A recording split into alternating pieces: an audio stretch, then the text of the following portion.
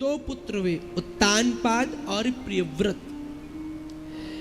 उत्तानपाद राजा के दो रानियां थी, सुनीति और सुरुचि।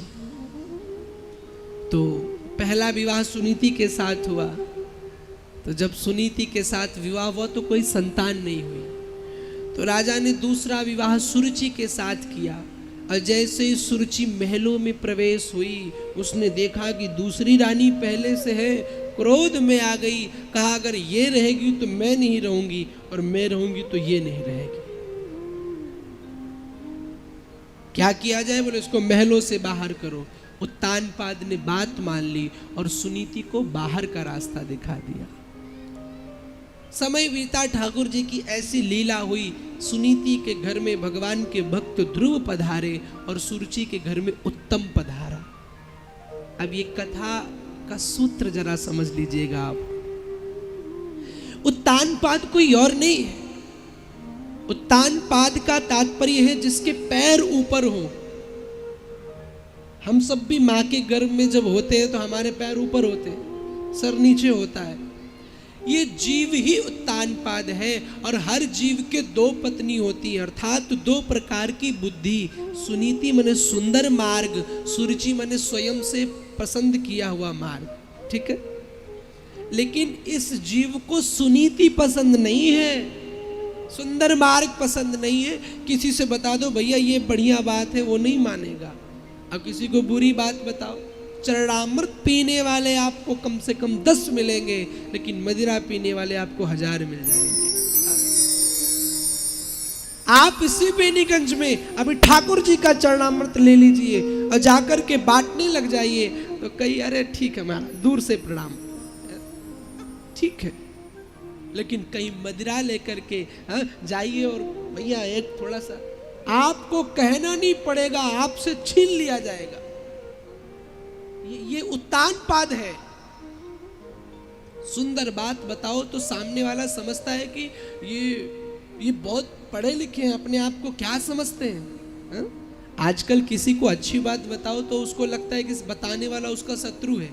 अरे भैया तुम अपना ज्ञान अपने तक रखो, यही तो होता है। लेकिन नहीं, जो सुनीति को अपनाता है उसका परिणाम ध्रुव होता है। ध्रुव अर्थात अटल श्रद्धा, अटल भक्ति, अटल विश्वास। और जो सुनीति को अपनाता है उसका पुत्र उत्तम जैसा होता है, जो सदैव लड़ता रहा। आप कथाएं सुनेंगे आगे। श्री ध्रुव जी महाराज छोटे थे तो एक दिन पिता के भवन में खेलने गए। तो जैसे ही खेलने गए तो पिता को देखा तो मन में बड़ी उमंग जाग गई कि मैं पिता की गोद में बैठूंगा। श्री ध्रुव जी महाराज आगे बढ़े, पिता ने भी प्रेमवश गोद में ले लिया। और जैसे गोद में लिया, सुरुचि को ये बात पसंद नहीं आई, दौड़ कर आई और एक थप्पड़ ध्रुव महाराज को लगाया। इसका भी सूत्र है। उत्तानपाद यदि भक्ति की ओर बढ़ता भी है, ध्रुव माने भक्ति, तो जो सुरुचि है ना, ये मन की एक कुमलित बुद्धि है ना, ये कहती नाना भक्ति के चक्कर में मत पड़, ये तेरे लिए नहीं बनी है। कई ऐसे हैं जो कथा में जब चलने लग जाओ तो दो प्रकार से मन आता है। एक मन कहता है नहीं आज तो चलेंगे, आज तो सुनेंगे कथा, लेकिन दूसरा मन आता है अरे नहीं नहीं ठंड बहुत होती है, अब कल जाएंगे। होता है कि नहीं होता है? ये अंदर की बुद्धि है। एक थप्पड़ मारा। श्री ध्रुव जी महाराज ने हाथ जोड़ के पूछा, मां मेरा अपराध क्या है? सुरुचि ने बड़ी जोर से बोला, तपसाराध्य पुरुषम तस्सैवानुग्रहेण मे गर्भे तुम साधयात्मानं यदीक्षसी नृपासनम। सुनीति कहती है यदि तुम तपस्या कर, यदि तुम पिता की गोद में बैठना चाहते हो तो पहले जंगल जाओ, तपस्या करो, भगवान मिले और भगवान से कहो कि मुझे सुरुचि के गर्भ में भेजे, तब तुम मेरी संतान बनोगे, तब तुम इस पिता की गोद में बैठने के योग्य बनोगे। सुरुचि ने अपने गर्भ को भगवान के गर्भ से ऊपर बताया। कहा कि अगर तुम्हें भगवान को मेरे इस पति की गोद पानी है तो पहले तुम जाकर के तपस्या करो। श्री ध्रुव जी महाराज आए, शाम को अपनी माता के पास बैठे, माता से कहते माँ एक बात पूछे? हाँ बताओ। माँ ये बताओ भगवान कहाँ मिलेगा?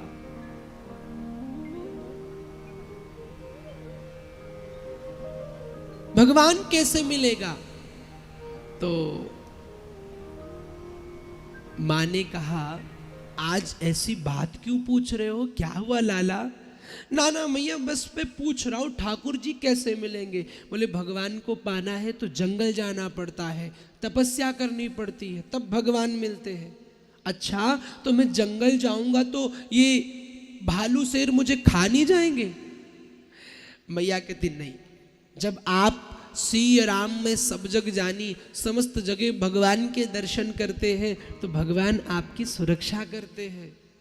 अच्छा भूख लगेगी तब क्या खाऊंगा? तो मैया ने कहा सुन,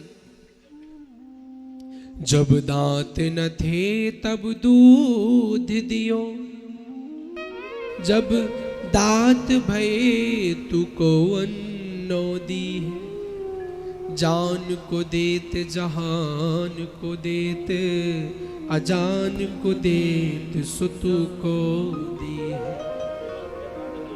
जब दांत नहीं थे तो भगवान ने दूध की व्यवस्था कर दी।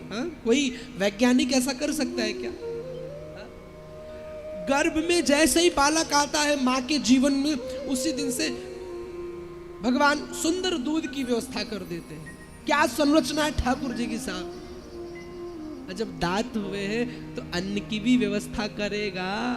अरे जब जाओगे उसके भजन में बैठ जाओगे तो वो सब चीजों की व्यवस्था करेगा। ध्रुव जी महाराज इसलिए संस्कारी हैं क्योंकि ध्रुव की मां उनको संस्कार सिखाती है। सुबह हुई, श्री ध्रुव जी महाराज जंगल की यात्रा में चले। तो जैसे ध्रुव जी महाराज जा रहे थे, माँ आई, बेटा कहाँ जा रहे हो? माँ ने कहा प्रभु भजन के लिए। और कहा? लाला मत जा। अब तक समझाने वाली माँ अब रोक रही है। भक्ति मार्ग में जब आगे बढ़ोगे तो सबसे पहले रुकावट कौन बनेगा? ममता। ये मेरा, ये मेरी माँ है, ये मेरी पत्नी है, ये मेरा संसार है, ये मेरा घर है। ये रुकावट बनेगी। लेकिन जो इन रुकावटों में नहीं फंसा फिर उसको गोविंद मिलता है। ध्रुव जी महाराज ने माँ से कहा माँ अब तो मैं गोविंद को पाकर के रहूंगा। माँ को छोड़ के आगे बढ़े तो ध्रुव की माँ सुनीति को 2 शेर जौ मिलते थे, है ना। तो उत्तानपाद को पता चला तो उत्तानपाद ने कहा ध्रुव को रोक लो, मैं उसे 2 की बजाय 4 शेर जौ दूंगा। ध्रुव जी महाराज ने कहा, जैसे उनको ये बात पता चली, ध्रुव जी महाराज ने कहा वाह प्रभु, अभी तक एक ही कदम बढ़ाया कि 1 शेर से 2 गुना शेर जौ हो गया। तुम्हारी गोद में तो कुछ और है सरकार। ध्रुव जी महाराज और आगे बढ़े। पिता ने कहा आधा राज्य दे दूंगा। ध्रुव ने कहा वाह ठाकुर जी, अभी 4 कदम बढ़ाए तो आधे राज्य के मालिक बन गए। तेरी गोद में तो कुछ और ही है।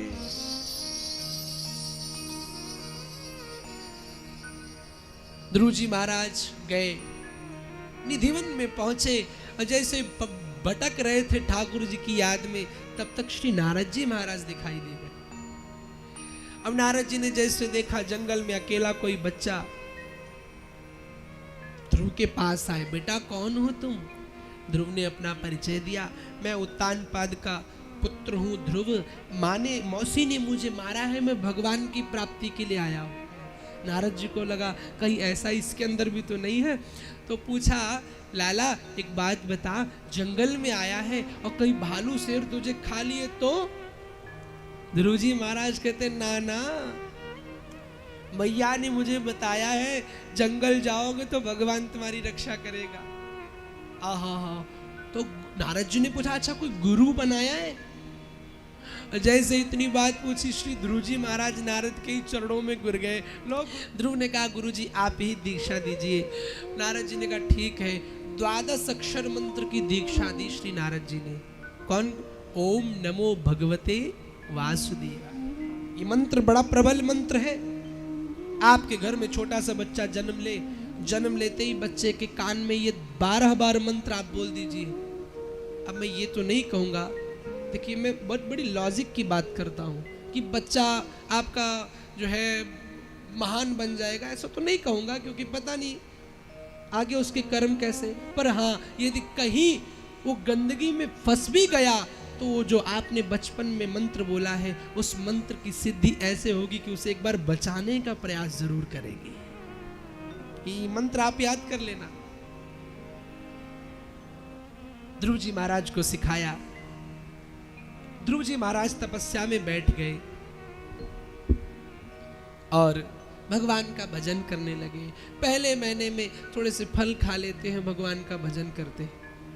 दूसरे महीने में कुछ पत्ते खा लेते हैं, भगवान का भजन करते हैं। देखिए ध्रुव ने तपस्या करी तो स्टेप बाय स्टेप, पहले फल, फिर पत्ते, फिर जल, फिर वायु। तात्पर्य यह है, जब आपके मन में ऐसी भावना आ जाए कि मुझे भक्ति मार्ग पर चलना है, तो ऐसा मत करना कि एकदम भक्त बन गए। हाँ, आज से तो घर बार किसी की सुनना नहीं, गुरुजी ने बताया भक्ति मार्ग पे चलना है, घर पे गए सीधे माला ली, सब गाय वाय सब बंधी है, सब छोड़ ओम नमो भगवते ना। धीरे धीरे धीरे धीरे जो करते रहोगे भजन धीरे धीरे, तो मिल जाएगा वो सजन धीरे धीरे। धीरे धीरे भजन को आगे बढ़ाओ साहब। भगवान नहीं कहता कि तुम एकदम आके मेरे पास सब कुछ छोड़ के चले आओ, धीरे धीरे प्रेम करो।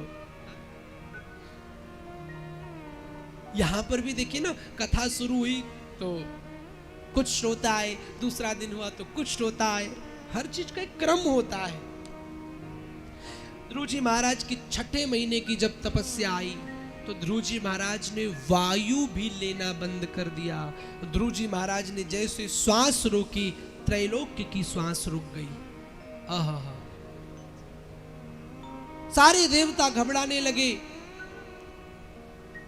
प्रभु बचाव, रक्षा करो, हमारी श्वास नहीं काम कर रही है, ध्रुव को दर्शन दो। भगवान श्री नारायण प्रसन्न हो गए। आहा, देखिए 5 वर्ष की अवस्था भगवान सामने प्रकट हो गए। ध्रुव जी महाराज नेत्र नहीं खोलते हैं। भगवान ने शंख लिया और ध्रुव जी महाराज के गाल पे लगाया। आहा, जैसे ही लगाया बड़ी सुंदर स्तुति गाने लगे। तो परीक्षित जी ने पूछा कि ध्रुव जी महाराज पढ़े लिखे तो थे नहीं, तो कैसे गाने लगे श्लोकों में स्तुति? बोले प्रभु मेरा इतना करुणावान है कि उसकी ऐसी अद्भुत कृपा है कि मूकम करोति वाचालम पंगुम लंघयते गिरिम।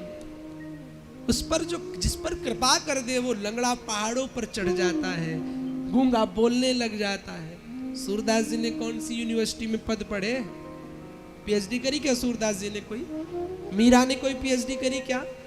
पर आज सूरदास और मीरा की बड़ी बड़ी कविताएं बड़े बड़े पीएचडी क्लासेस में पढ़ाई जाती हैं। क्यों? ये राधा गोविंद की कृपा है, एक कृपा का बल है, एक कृपा का परिणाम है। भगवान ने ध्रुव जी महाराज को दर्शन दिए। ध्रुव ने कहा प्रभु एक चीज चाहिए। बोले क्या? अरे ठाकुर जी आपकी गोद में बैठना चाहता हूं। भगवान ने गोद में बिठा लिया, बड़े प्यार से सराहा। अब क्या चाहते हो? ध्रुव जी ने कहा प्रभु हम ये चाहते हम आपके साथ चले। भगवान ने मना कर दिया, नहीं। भगवान ने कहा जाओ माँ बाप की सेवा करो। ध्रुव जी महाराज घर आए, सबसे पहले मौसी के घर गए। क्योंकि किस लिए गए? कोई शिकायत लेकर नहीं, मन में ये तरंग जागी, मौसी अगर तुमने मुझे वो थप्पड़ न मारा होता तो आज मैंने भगवान की प्राप्ति न कर पाया होता। कई कई लोग बनाने के लिए होते हैं लेकिन लोग समझ नहीं पाते। माँ कैकेयी को ये पूरी दुनिया गाली देती है, लेकिन आपको शायद नहीं पता कैकेयी ने राम को बनने के लिए भेजा था, बन नहीं भेजा था। राम के जीवन के 14 वर्ष निकाल दो तो राम के जीवन में कुछ है शेष?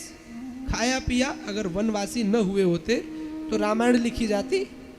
भाई फिर तो खाया पिया राजा बने चले गए। मात्र वह 14 वर्ष राम के जीवन को बना दिया, मात्र 14 वर्ष, उसी की कथा है। तो भैया माँ बाप का आशीर्वाद लेते रहो, चाहे जैसे भी, वो कल्याणकारी तो होगा। श्री ध्रुव जी महाराज ने भी यही किया, भगवान को छोड़ करके आए। उसके बाद ध्रुव के वंशज की कथा आती है। ध्रुव जी महाराज का विवाह हुआ, उनके 2 पुत्र हुए, उत्कल और वत्सर। उसके बाद इन्हीं के वंश में महाराज एक बड़ा दुष्ट राजा हुआ, वेन, संतों को बहुत सताता था। संतों ने श्राप देकर उसको मार दिया। फिर ये चिंता हुई कि अब उनका वंश कैसे आगे चलेगा, तो उसके शरीर का दोहन करके एक पुत्र उत्पन्न किया। और वो पुत्र कोई और नहीं, साक्षात भगवान पृथु के रूप में पधारे, और उन्हीं पृथु के नाम से इस धरा का नाम पृथ्वी पड़ा।